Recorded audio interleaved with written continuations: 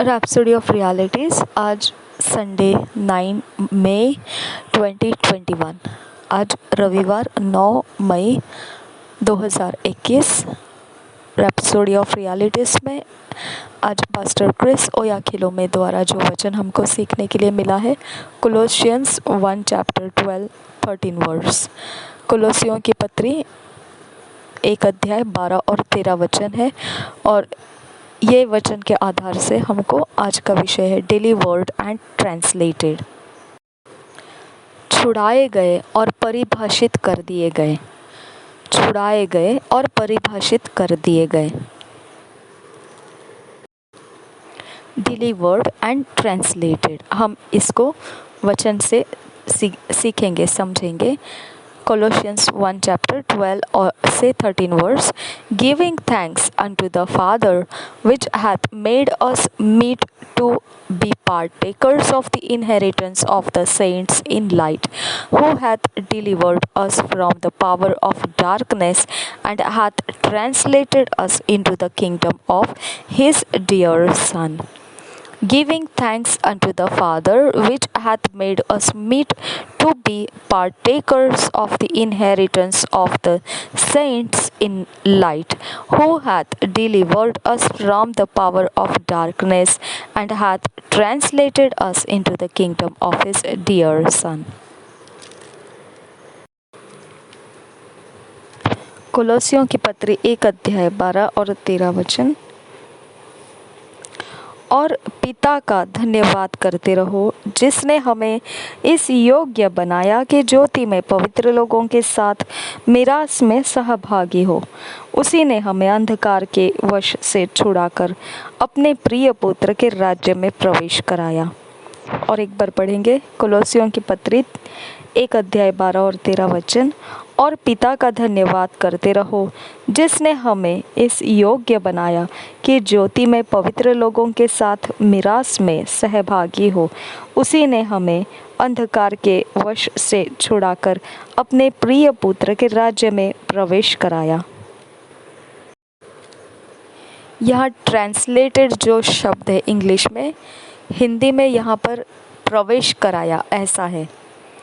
तो हम इस प्रकार से ट्रांसलेटेड का भाषांतर ऐसे करेंगे कि प्रवेश कराना, ठीक है। छुड़ाना और डिलीवर्ड एंड ट्रांसलेटेड यानी छुड़ाया, छुड़ा लिए गए और प्रवेश करा दिए गए।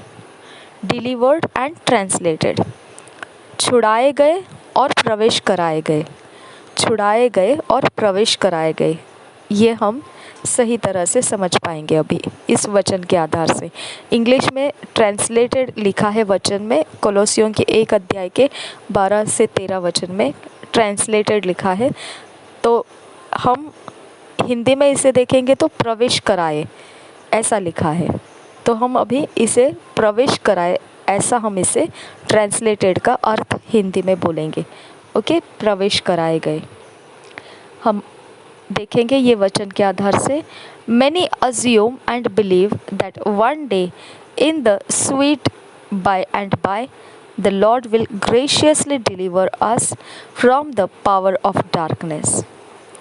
बहुत तेरे ऐसे अपने मन में सोचते हैं, कल्पना करते हैं और ऐसा विश्वास करते हैं कि एक ऐसा दिन रहेगा, बहुत ही मीठा सा, कभी ना कभी वो दिन रहेगा जब प्रभु अनुग्रहकारी होकर छुड़ा लेगा अंधकार के शक्तियों में से हमको। But Paul by the Spirit lets us know in our opening verse that it's already happened. परंतु पौल आत्मा में होकर हमको यह बता रहा है, उसके शुरुआती वचन में हमने पढ़ा कि यह काम हो चुकी बात है। Not only has the Father qualified us to be partakers of the inheritance of the saints in the kingdom of light, He has also delivered us from the power of darkness and translated us in the kingdom of His loved Son. इतना ही नहीं कि पिता ने हमें योग्य बनाया है कि जो संतों के लिए विरासत रखी है, उजियाले के राज्य में हम उसके समभागी हो चुके हैं। इतना ही नहीं बल्कि हम छुड़ा लिए गए हैं अंधकार की शक्तियों के हाथों में से और हमको परमेश्वर के प्रिय बेटे के राज्य में प्रवेश कराया गया है। ग्लोरियस न्यूज़, महिमा भरा हुआ समाचार है ये। Notice the tenses used, they are all in past. Who hath delivered us from the power of darkness and hath translated us. ध्यान दीजिए कि जो वचन कह रहा है वह बीत चुकी हुई बातों के अनुसार कह रहा है, जहाँ पर इस प्रकार का प्रयोग किया गया है भाषा लिखने में कि वो हो चुकी हुई भूतकाल की बातें हो गई है, जिसे हम इस प्रकार से पढ़कर देखते हैं कि जिसने हमें छुड़ाया है अंधकार के शक्तियों में से और हमें प्रवेश कराया है। ओके, तो हम उसे हिंदी में भी पढ़कर देखेंगे। एक अध्याय, कुलोसियों की एक अध्याय उसके 13 वचन में है, उसी ने हमें अंधकार के वश से छुड़ाकर यानी वो भूतकाल हो चुका है, अपने प्रिय पुत्र के राज्य में प्रवेश कराया, यानी हो चुकी बातें हैं। That's why those who seek deliverance day in day out are just acting ignorantly. यही कारण है कि अगर कोई छुटकारे को दिन ब दिन ढूंढता रहता है तो फिर वह एक ही कारण ऐसा है कि वह अज्ञानता या फिर नज़रअंदाज करता हुआ वह जी रहा है, जिसे हम एक और तरीके से कह सकते हैं कि वो अज्ञानता में जी रहा है, वो अनजान रहते हुए जी रहा है।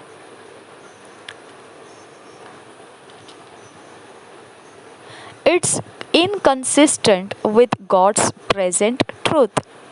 और यह परमेश्वर की जो सच्चाई है उसके समानता में बिल्कुल नहीं है ऐसा जीना। जो परमेश्वर की अभी की सच्चाई है उसके साथ वह समानता में नहीं रहता है, इस प्रकार का अनजान रहकर जीना। God's people don't need deliverance from Satan or the powers of darkness. परमेश्वर के जनों को छुटकारे की ज़रूरत नहीं है शैतान के या अंधकार के शक्तियों के वश के अधीन में से छूटने के लिए। The only deliverance some may need is from ignorance, and the cure for that is the knowledge of God's word. Through knowledge shall the just be delivered. Proverbs 11 chapter 9 verse. जो ज़रूरत की चीज़ है वह केवल इतना ही है, जो छुटकारे के विषय में अगर कहा जाए तो उनको अज्ञानता में से छुटकारा ले लेना चाहिए, अनजान रहने में से उनको आज़ाद हो जाना चाहिए। और फिर इसका इलाज एक ही है कि वह परमेश्वर के वचन को जानना, केवल उसका ज्ञान बढ़ा लेना, यहीं पर ये इलाज हो जाता है।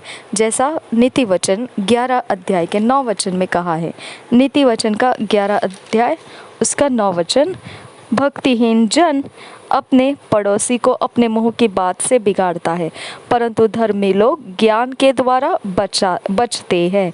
परंतु धर्मी लोग ज्ञान के द्वारा बचते हैं। परंतु धर्मी लोग ज्ञान के द्वारा बचते हैं। Being born again,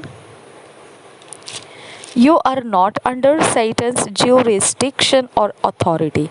नया जन्म पाने के कारण अभी आप शैतान के न्याय के किसी भी कानून या कायदे के या अधिकार के नीचे नहीं रहते हैं।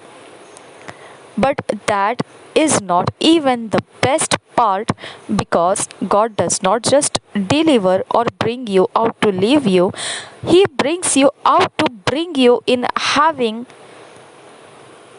अब केवल इतना ही एक अच्छी बात नहीं है इस विषय में कि इतना ही एक अच्छा भाग नहीं है, इससे भी ज़्यादा और अच्छा कुछ है इसके अंदर, क्योंकि परमेश्वर ने केवल छुड़ा ही नहीं लिया है, या फिर केवल आपको इसी तरह से अंधकार के वश में से बाहर निकाल के छोड़ देने के लिए नहीं लाया है।